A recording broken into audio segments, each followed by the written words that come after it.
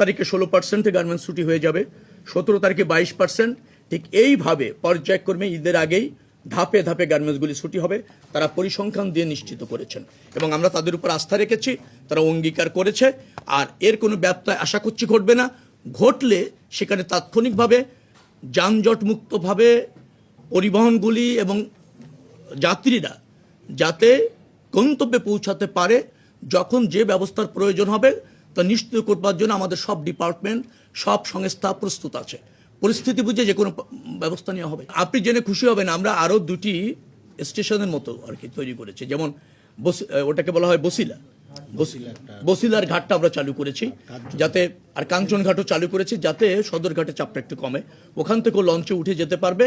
এবং মানুষকে অবগত করবার জন্য ইতিমধ্যে ওখানে বেশ কিছু পদক্ষেপ আমরা নিয়েছি যে আপনি ওখান থেকেও লঞ্চে উঠতে পারবেন। আমি আর ম্যাগি, স্বাদ ও ভালোবাসার দারুণ জুটি ফ্রম নেসলে। মোবাইল কোডটা থাকবে কিনা? হ্যাঁ, মোবাইল কোড আছে, বাড়ানো হয়েছে, আরও বাড়ানো হয়েছে। মোবাইল কোড বাড়ানো হয়েছে। নৌপথে আপনার যারা নৌ পুলিশ আছে তারাও তাদের লজিস্টিক বাড়িয়েছেন, সংখ্যা বাড়িয়েছেন। আনসাররা তাদের সংখ্যা বেশি বেড়েছে, ডিপ্লয় করা হচ্ছে জায়গায় জায়গায়, গুরুত্বপূর্ণ জায়গায়। আশা করছি আপনারা একটা স্বস্তির ঈদযাত্রা পাচ্ছেন। আপনাদের সংখ্যা আছে জানি, কিন্তু আস্থা রাখুন, নিশ্চয়ই আগের যে কোনো সময় চেয়ে ভালো সার্ভিস